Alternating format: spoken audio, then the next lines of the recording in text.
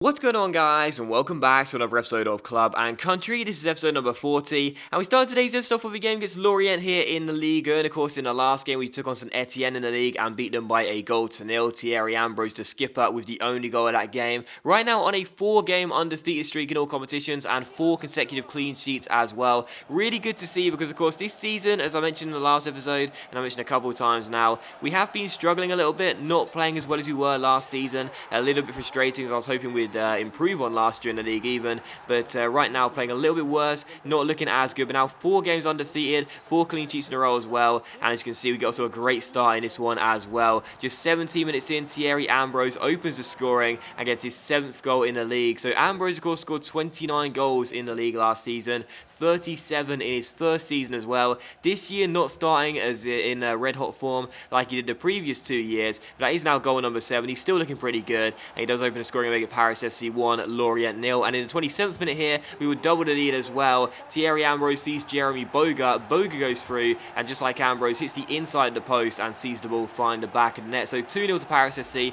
The same combination for both goals, Ambrose to Boga. Well, the first goal was Ambrose to Boga, back to Ambrose. This one was Boga to Ambrose, back to Boga. So we make it 2-0 here. Jeremy Boga with the goal. Really good to see his 3rd goal in the league. I've said before, we've had some underrated players in this Paris FC side already, as we're 2.5 seasons in, but Jeremy Boga has got to be one of the most underrated players I've used. The guy is he's just such a great attacking midfielder. He's definitely worth trying out if you're doing a Road to Glory career mode yourself. He's really, really good as a natural attacking midfielder, if you will, not playing deeper, just in that CAM role. He's really, really good at threading through balls forward and also popping up with a few goals himself. We won the game by 2-0 though. Lorient didn't really threaten us much in this game. We defended very well and really restricted them to playing from outside the area, really. Their 3 shots, only one of which came inside the area, and I don't even remember it happening. So we won the game by 2-0, and defensively as well, that is now 5 clean sheets in a row. The undefeated streak does get extended to 5 games as well. We're beginning to look a lot more healthy at the back, and that really is important for us because, last season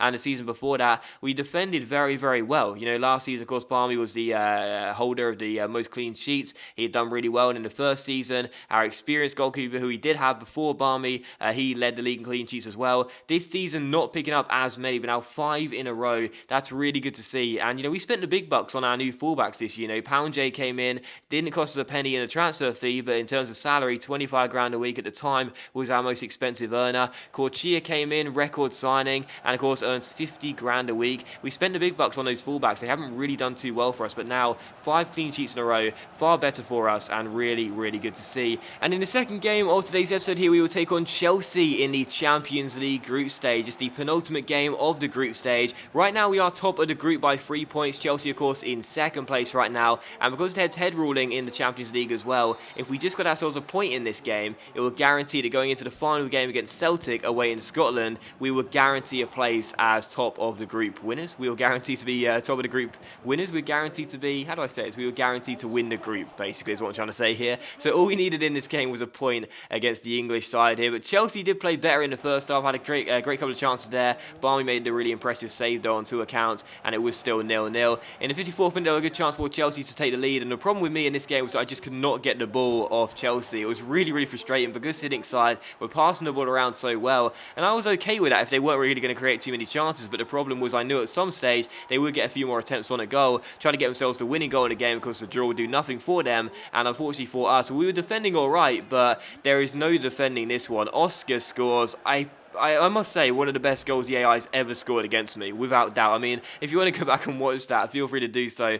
I'm annoyed I only showed one replay for it, really should have got more. But Oscar's goal there, if you didn't see it initially, what he did was he flicked the ball up and then struck it on the volley, first time, with a crowd of bodies around him, and the shot ended up clipping the inside of the far post. Literally no chance for Barmy before finding the back of the net. He had a sublime game as well, definitely man of the match, 100% with his passing, and of course scoring that screamer as well. It has to be one of the best goals the AI scored against me, at least in FIFA 16. Seriously, like Sturridge's goal against me when I was managing Watford many months ago now in real life was amazing as well. But that goal there from Oscar was just extraordinary. The way he just flicked the ball up and first time volleyed it in off the post is incredible. And Chelsea did go on to win the game by a goal to nil as well. So because of that, pretty frustrating. But Chelsea have now leapfrogged us, gone into first place, and it means on the final group stage game, it will be interesting to see whether they can pull it out of the bag against Zenit and guarantee guarantee a top of the group finish and would have to settle for second place. So we were already going through anyway. We were guaranteed to be going through to knockout stages. It's just annoying now that in a draw in that game would have made sure we'd definitely be top in the group. Now there's a good chance we'd end up finishing in second place and have to face a presumably tougher opponent. But still, Oscar with a Wondergoal in that game, pretty frustrating,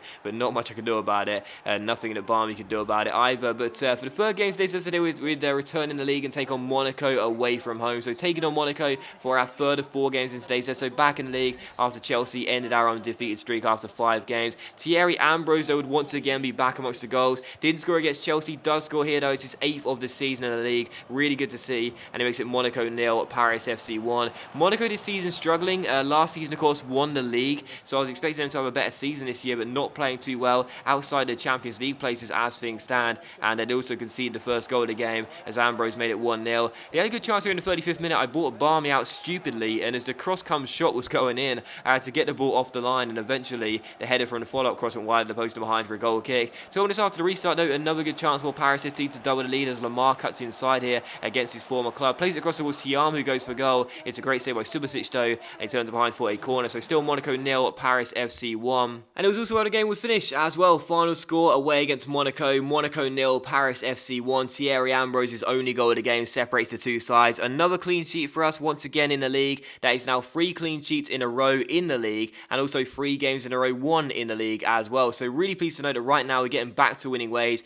and we start to perform a lot better, at least in this competition, if not after that loss in the Champions League. And a big win for us as well in that game, because obviously after that loss in the Champions League against Chelsea, psychologically I was hurt. I was thinking that's really not good for us. You know, all we needed was a point in that game. Couldn't defend, couldn't see it out, and losing the game by a goal to 0, failing to score, never good as well, especially at home. But you know, to follow that with a win against last season's champions and to keep another clean sheet as well, 3 in a row in the league, it was just really, really good to see, or 4 in a row in the league, I should say. It was really, really good to see, and no, 5 in a row in the league, I do believe. It was really good to see, and you know, just good to follow it up, you know, because whenever you have a loss like that, a really big loss psychologically, you can always feel a bit worse for wear when coming into the next games, because you think to yourself, you know, if I couldn't beat that team, it was a really big game, how am I going to pull out in the next one? But to win it, you know, felt really good, because again, even though not performing very well this season, Monaco, you know, nowhere near as good as last season when they won the league, it's still really good to know we went away from home, kept a clean sheet, and also scored a goal to make sure we win the game. And again, that is now 5 clean sheets in a row, I do believe, in the league. Really good to see, and 3 wins in a row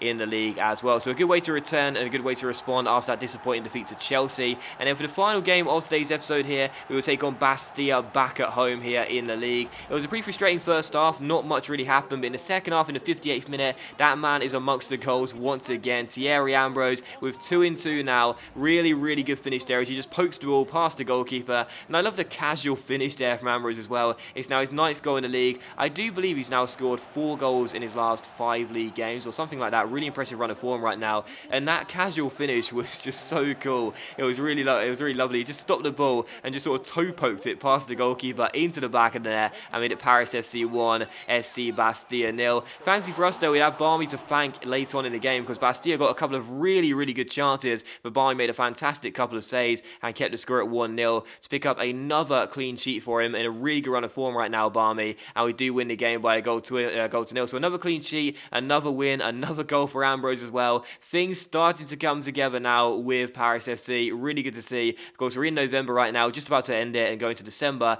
This has been a good month for us, despite the very disappointing loss to Chelsea in the Champions League. Knowing now we slipped down to second place in the group stage and may not top the group come the end of 6 games, it's still good to know in the league we're starting to get it sorted. We're back in the Champions League places, and things are coming together really, really nicely. Sadly, Martial did get a training injury, as you can see here. He'll be out for 8 days, so he might miss a game or 2. A bit frustrating, but not too big of a deal. And as you can see, as we end today's episode off, we have entered December now. You can take a look at the squad report here. The final one before the January transfer window opens. And of course, it is worth noting that due to the fact we get around £8 million in prize money due to our qualification from the Champions League group stages, we may reinvest some of that money in the January transfer window into new players. There are certain players here that I want to shift on in January.